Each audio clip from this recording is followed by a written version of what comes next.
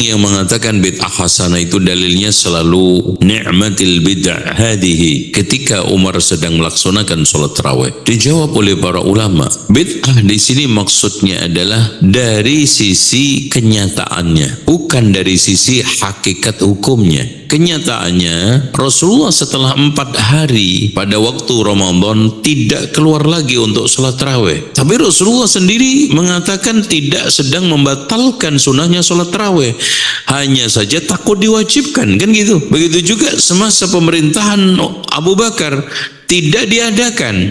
Kemudian setelah itu Umar bin Khattab menghidupkan sunnah Rasulullah dengan kondisi yang sangat semarak, tumpah ruah, bahkan masjid itu sampai menyalakan lampu-lampu. Apa kata orang kalau di sini, Mas? Baru kali ini sholat tarawih di Roja, di masjid Roja seperti ini. Apakah maknanya tersebut? Baru kali ini, kemarin nggak ada sholat tarawih? Nggak ada sama sekali itu kesan. Dengan demikian di sini dikatakan oleh para ulama, di sini hanya sekedar menekankan pada hal keadaan yang ada, bukan hakikat daripada hukum. Kalau hukum sholat tarawih clear, siapa bilang itu bid'ah? Rasulullah SAW keluar berjamaah dan itu terekam di dalam hadis yang sahih, dan Rasulullah habis itu bukan membatalkan sunnahnya tapi takut diwajibkan. Artinya apa? Syariat sunnahnya sholat tarawih masih ada, tidak dilakukan oleh Abu Bakar karena apa? Memang sibuk dengan perkara-perkara yang prinsipil, menata negara, yang wajib-wajib aja belum terlaksanakan, maka akhirnya baru dilakukan pada waktu Umar. Sesemarak itu, sesemangat itu, serame itu di masjid, tumpah ruah sampai dinyalakan lampu-lampu. Akhirnya orang ngomong apa, Pak? Dalam bahasa kita, baru kali ini sholat tarawih di masjid Roja.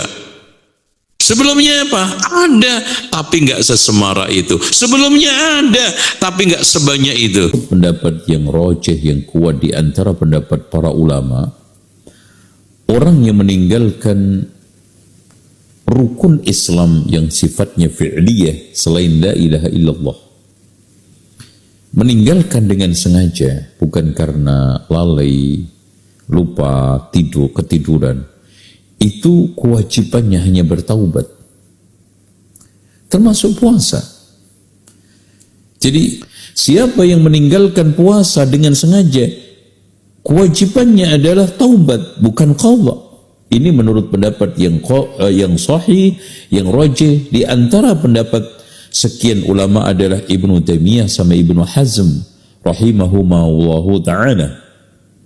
Oleh karena itu, bagi penanya Bapak tadi, hendaknya bertaubat kepada Allah dengan taubatan nasuha, menyesali dengan tangisan, menyesali dengan penyesalan yang dalam, dan untuk tidak akan diulangi lagi, sambil menutup dengan memperbanyak puasa-puasa sunnah, amalan-amalan sunnah, terutama amalan yang kaitannya dengan amalan yang teledor tadi. Siapa yang teledor dengan sholat, maka memperbanyak sholat-sholat sunnah.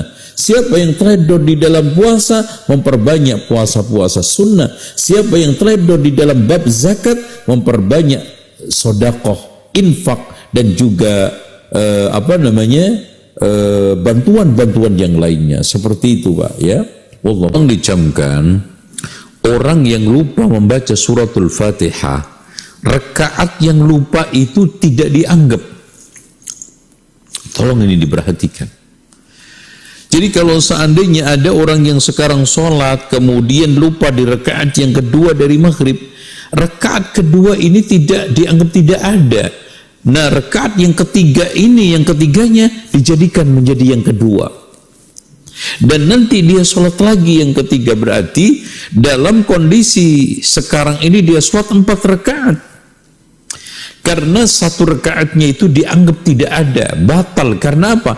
Karena tidak ada rukunnya, yaitu Al-Fatihah, dan nanti sujud sahwi karena lupa.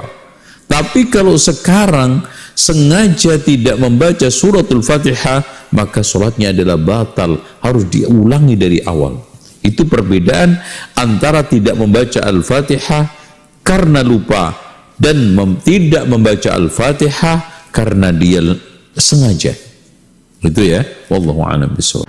Orang yang meninggalkan salatul Jum'ah itu dikatakan oleh Rasulullah, man taraka al-Jum'ah 3 marratin kutiba minal ghafilin. Siapa yang meninggalkan Jumat 3 kali, maka dia tertulis orang-orang yang ghafilin. Tidak ada satu tag murtad kafir. Apalagi di sini meninggalkannya karena satu uzur seperti pandemi sekarang. Oleh karena itu, tolong ini diperhatikan bahwa tidak serta-merta, dan kita juga tidak gampang memvonis soal masalah kafir ini. Oleh karena itu, pemvonisan itu ada 3 macam tadi. Vonis secara serampangan, itu kerjaannya orang-orang bodoh dan ahli bid'ah. Kemudian yang keduanya adalah vonis secara sifat. Jadi kita memvonis sifatnya saja, bukan orangnya. Kemudian yang ketiganya adalah kita memvonis orang per orangnya, dan itu harus memenuhi syarat. Orang per orang, kalau kafir asli, oke, kita kafirkan tanpa syarat, karena dia aslinya dia keluar dari Islam dan sudah di luar lingkaran Islam. Tapi kalau orangnya itu Muslim, kemudian diduga melakukan perbuatan atau ucapan kufur, ini harus ada syarat. Adanya dalil yang mengkafirkan, kemudian yang kedua bisa diterapkan pada orang tersebut, dan tidak ada mawani', penghalang, dan penghalangnya tadi ada 4.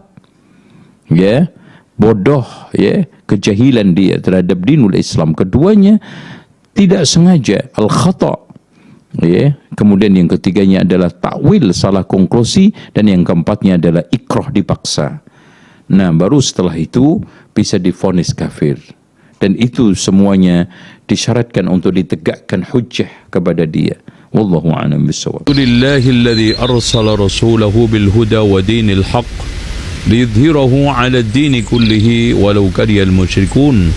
Asyhadu an la ilaha illallah wahdahu la syarika lah wa anna Muhammadan 'abduhu wa rasuluh.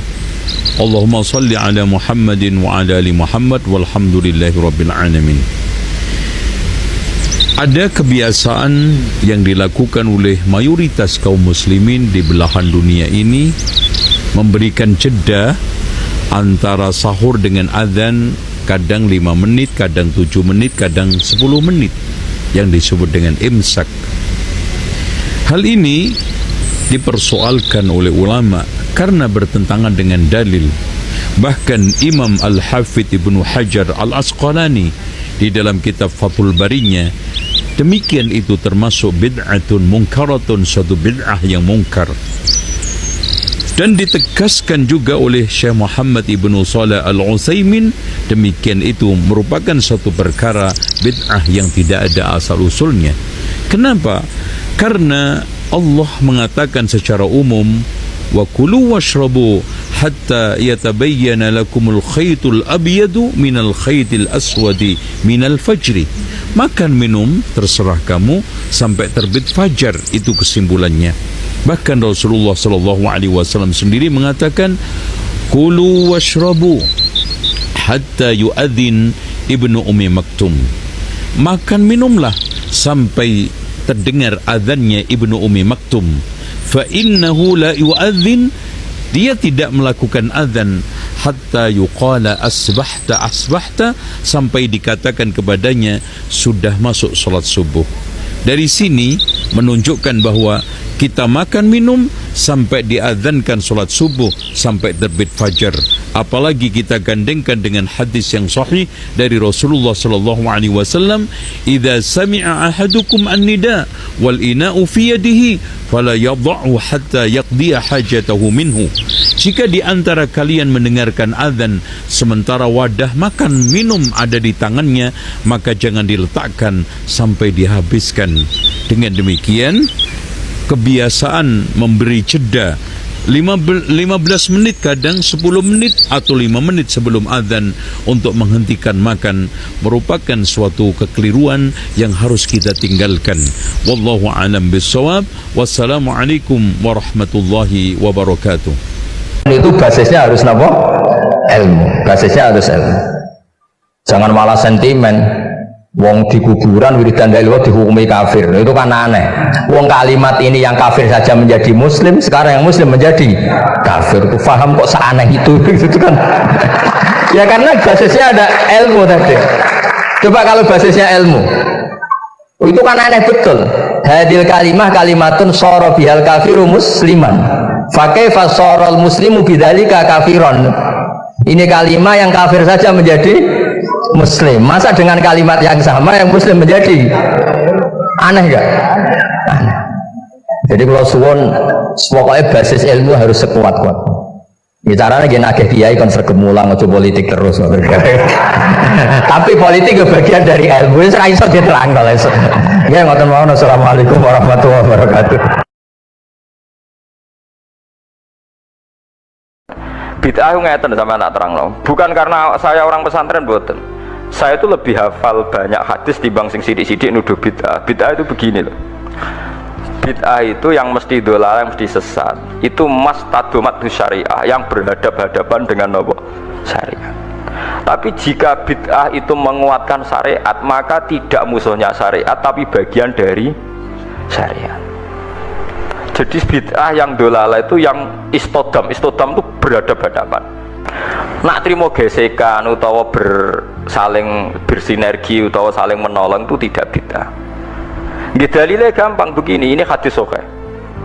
Kula boten bela NU, ya bela Muhammadiyah, ya bela siapa-siapa. Ini cerita ilmu mawon, cerita ilmu. Tidak ada yang saya bilang. Ini hadis sahih. Ada sahabat setelah i'tidal. Nggih setelah napa? I'tidal. Sama nak itidal ngafat nono apa? Misalnya Robbana walakal hamdu terus milu samawati milu ardi. Itu yang konsensus, yang normal. Tapi ada sahabat bacanya ada begitu, banter pisan. Rungokno tenan nggih. Alhamdulillahi hamdan katsiran thayyiban mubarakan fi. Setelah sholat selesai Nabi itu aqbala biwajhi, Nabi balik kanan terus tanya, "Ayyukum ya yaqulu hadil kalimah?" Siapa tadi yang ngelafatkan kalimat itu? Itu sahabat diam semua karena sadar ini kalimat kalimat masalah, ini enggak ajarannya Nabi, kalimat kreatif. Wah, enggak, diam semua sahabat. Takut sekali, terutama yang melafatkan takut sekali. Terus Nabi akhirnya dawuh, "Enggak kok, enggak ada masalah. Saya tadi itu kaget saja, ada 12 malaikat yang rebutan kesusu nyatet di sing paling dhisik nyatet. Mergo begitu indahnya kalimat itu." Wah, akhirnya sahabat anada ya Rasulullah. Nggak, artinya kan ada kalimat kreatif yang nggak diajarkan Nabi dan dibenarkan Nabi. Paham ya? Kalau balik ini, ada kalimat yang nggak diajarkan Nabi, bahkan Nabi kaget karena merasa itu udah diajarkan, tapi dibenarkan Nabi. Mulane kula yakin umpama Rasulullah pirsa kula ngaji terus sampean do gawa kitab, gawa pulpen ya seneng mawon. Ora iso dibid'ahno. Nabi ora iso nulis berarti gawa pulpen bid'ah. Apa meneh gawa Samsung malah ora tahu. Mosok Nabi Androidan kan enggak karep. Aneh-aneh. Terus kedua riwayat ini juga di hadis sahih. Ada sahabat entah saking gimana ndak tahu saya. Pokoknya mati urip nak ngimami kulhu, rokaat ula ya kulhu, rokaat saniyah ya kulhu. Sampai syariah satu kontingen yang dipimpin sahabat itu bosen. Mereka tiap sholat itu kulhu berhari-hari. Padahal dia itu imam masjid Kuba. Akhirnya sahabat-sahabat yang ngerok Quran itu komplain, ya Rasulullah, ini orang itu setiap sholat kok baca nopo kulhu. Itu gimana ya Rasulullah? Coba dia tanya, dihadirkan ke Rasulullah, kenapa kamu kalau sholat kok selalu pakai kulhu? Jawab pemuda tadi, li'anha sifatur rahman, karena dalam kulhu itu hanya ada sifatnya Allah, tidak ada kepentingan kulo, kepentingan sinten-sinten. Li'anha sifatullah fa uhibbu an aqra'ahu, makanya saya senang membaca kulhu. Terus kata Nabi, akhbirhu fa innallaha yuhibbu, kasih tahu dia Allah itu mencintai dia. Itu kan bagus sekali, itu gak usah tabarok kulhu. Nggak, artinya itu kan tidak diajarkan Nabi kan, selalu kulhu itu tidak ajarannya. Dan tidak pernah Nabi itu selalu kulhu. Tapi ada orang kreatif selalu kulhu juga sama Nabi dibenarkan. Ya nggak bisa kan kamu pakai definisi bid'ah itu kalau nggak pernah dilakukan Nabi bid'ah. Nggak bisa seperti itu. Apalagi kalau kamu ngaji usul fikih, malah ketoro nak sing sidik-sidik nuduh bid'ah malah salah. Nabi mewajibkan zakat neng tamer. Mau kamus paling goblok maknane tamrin itu kurma. Lah nak nuruti persis Nabi berarti beras ra wajib zakat. Mergo Nabi ra tau zakati beras. Kacau kabeh mbok antem kromo ngoten. Tapi ya kita ya aja terus musuhan terus biasa mah. Kula ge biasa kaya ora ana apa-apa. Wong kula sing alime biasa. Kula dituduh bid'ah tenang mawon. Ora usah semangat, hujah ahli sunnah. Ora usah hujah, biasa mawon. Ya kayak tadi saya beri contoh, kita kembali ke Quran dan hadis. Kata kembali itu kan setelah kemana-mana. Memangnya kita pernah kemana? Mulai kita Islam ya pegangannya Quran. Terus kok kita diajak kembali, memangnya kita pernah ke mana? Iya. Kata kembali saja sudah masalah kan? Di mana-mana kata kembali sudah kelayaban kemana-mana. Terus diajak. Kita mulai kecil ya pegangannya Quran hadis, tidak pernah kemana-mana. Tidak kembali, ya kembali kemana kan? Enggak, ini kalau model mantek ya, ini kan ya nggak usah kembali ya, memang kita tidak pernah kemana-mana. Ya kan, sederhana kan? Sudah kamu sekarang kembali apa sudah di situ? Kembali apa sudah di situ? Sudah di situ. Jadi sederhana, sebenarnya ngaji itu gampang. Illam yuwafiq afhama ulama ahlil haq al-akabir al-akhyar. Di sini disebut al-akabir al-akhyar. Ketika Mbah Hamid terkenal, Mbah Mun terkenal, Mbah Hashim terkenal, itu penting, itu rencana Allah. Supaya orang kalau terkenal itu barokahnya itu diuji oleh publik. Jadi terkenal itu tidak perlu kamu hasuti, kalau Allah menghendaki supaya ada konsensus, karena ulama ini butuh ijma. Jadi enak anut wali yang terkenal dibanding wali versi-versinan. Paham ya? Ana wong misalnya nyuwun sewu rambutnya gondrong ning dhuwur gunung, ora tahu ketemu wong. Terus jare muridé iku sing mulang langsung Sunan Kali Jogo, tongkate Kali Jogo, klambine Antakusuma. Sing ngakoni mung wong loro. Wis wong loro oleh muni ngene, ndak semua orang tahu kalau dia wali. Waduh, ribet. Itu gak boleh jadi pegangan. Di antara syaratnya pegangan itu asyurah wal akabir, harus punya status besar, karena ini lewat diuji. Berapa orang yang diceritakan meragukan kewalian Mbah Hamid, tapi gara-gara ngalami kasfud domair, apa yang ada di hatinya dibuka Mbah Hamid, akhirnya ikrar. Enaknya wali terkenal kan ada proses pengujian kan. Nah wali dhuwur gunung muridnya mau loro cek bangga orang geruang. Sing mesti kalimatnya orang geruang, orang geruang kebodon kayak kue.